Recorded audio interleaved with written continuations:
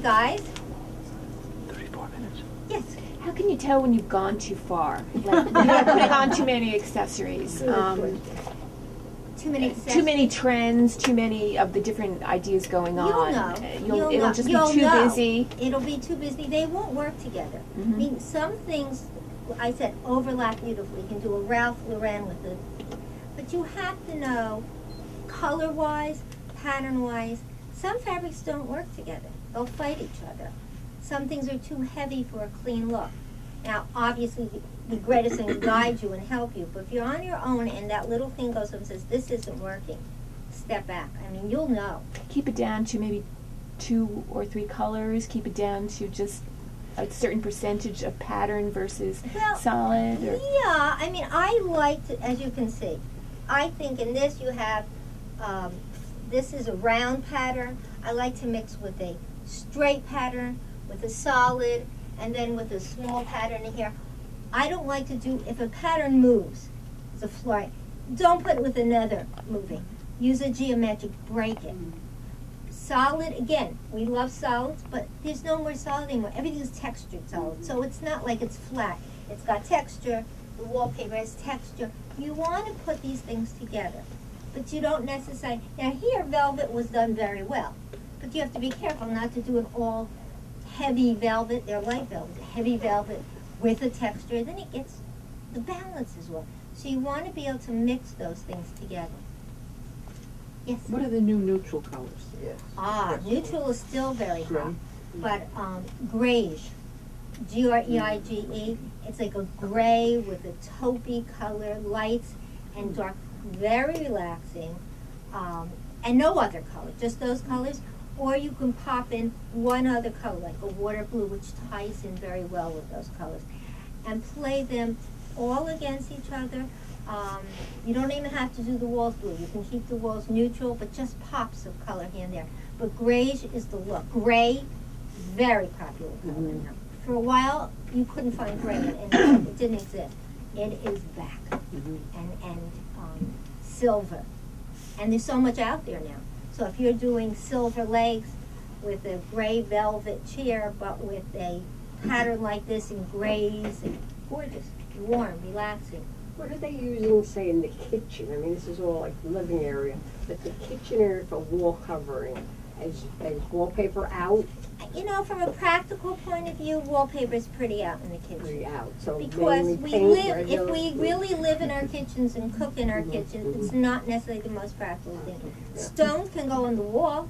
You can use that as an alternative. What can? Stone. Oh. You can actually put stone. And if you see the stones today, the subway tiles and the backsplashes mixed with glass and mirror and stone. Well, I already have tumble marble splash behind the Tumble marble is nice. But then what about the rest of the wall? What would be a suggestion? And Just paint. paint?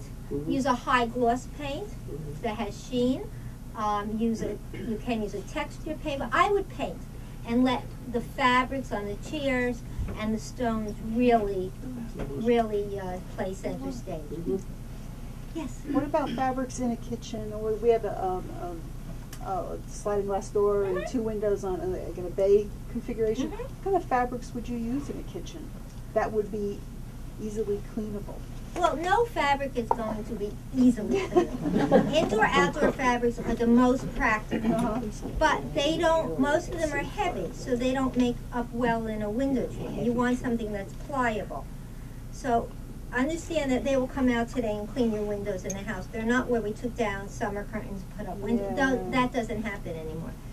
But it depends on the style of your kitchen. If it's a very modern kitchen, you're going to keep it very clean or do something very modern there. If it's a country kitchen, use fabrics. Go ahead. Use wonderful patterns. Use Ralph patterns. There's no right or wrong, but you have to use the right fabric for the right project.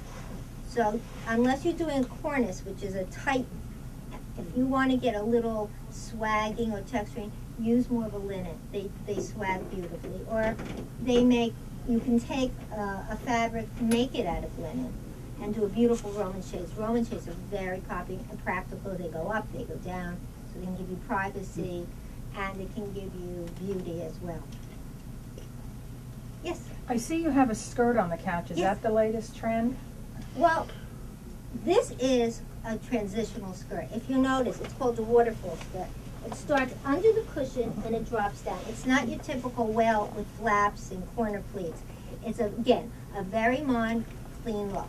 I have no problem mixing a little traditional feel, but in a modern way, with the modern piece. So it keeps it from being, for those of us who say, I don't want to go really modern. I don't want to go ultra transitional. This gives you a little bit of both. It gives you the skirted look, but done today. What would you suggest otherwise? I have a pet-friendly house, and my dogs would be rubbing their faces all over. Gotcha. Skirting is not necessary. They're beautiful. Today, everything in the transitional is wedge legs. Longer legs tapered with an ankle, or shorter tapered. No box, everything tapered. And so if you're concerned about the pets, you could do the exact same piece on beautiful tapered legs and get almost the identical effect. And your dog doesn't, you have to worry about the dog. Yes. Next. Ew. Yes. What about pet-friendly fabrics?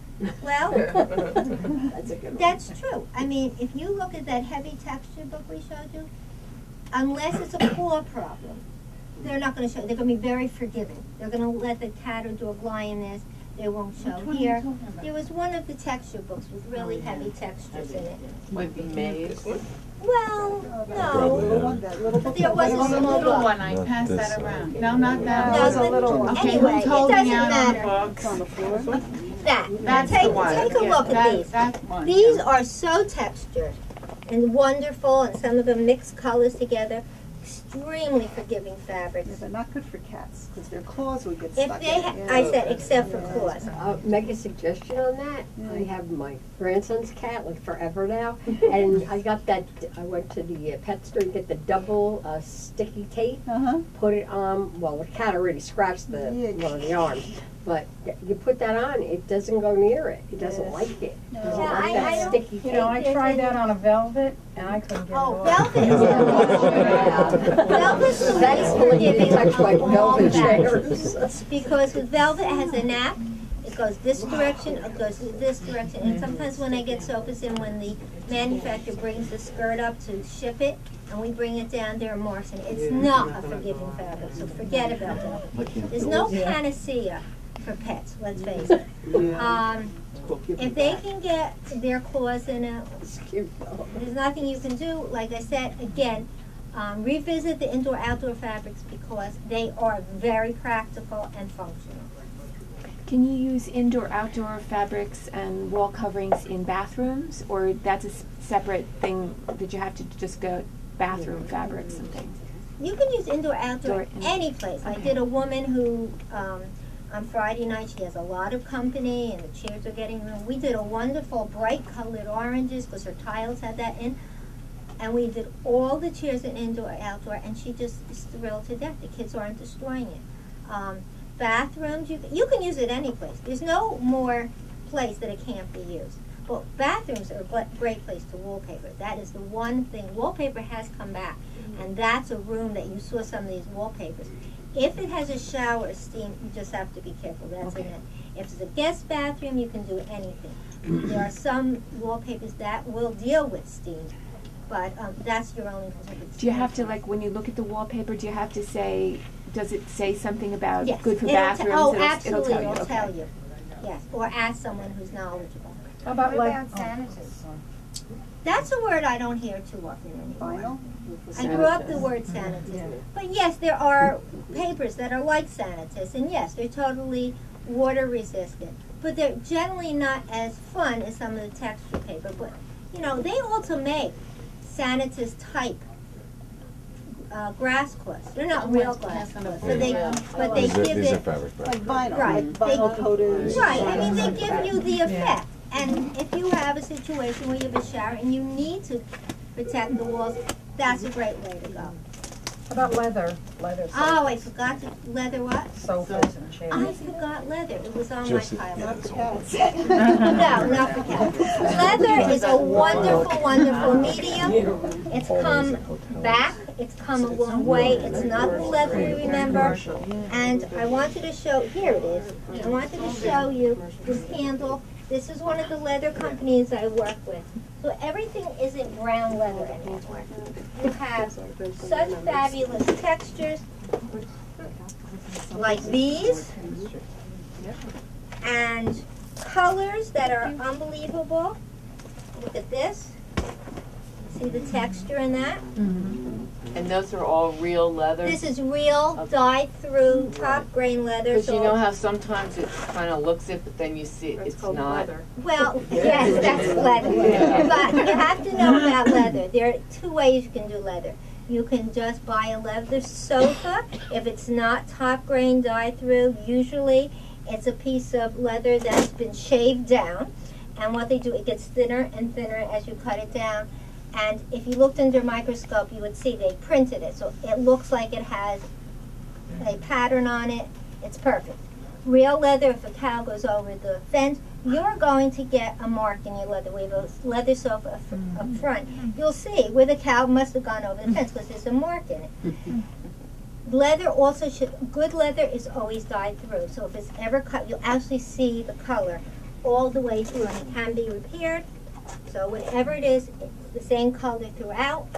And the other thing you would want to know is that leathers, sofas, the ones that aren't as the ilk that we sell, will often put pleather on the sides or underneath. So it's not complete. It's where you put your arms and your legs will be leather. We don't sell anything like that. We've always taken the approach that we want leather all around. So you have to be careful when you buy leather. Some of these are imported, and that's one of the ways they cut corners is putting the naugahyde on other sides. And by the way, one other point, naugahyde has also come a long way.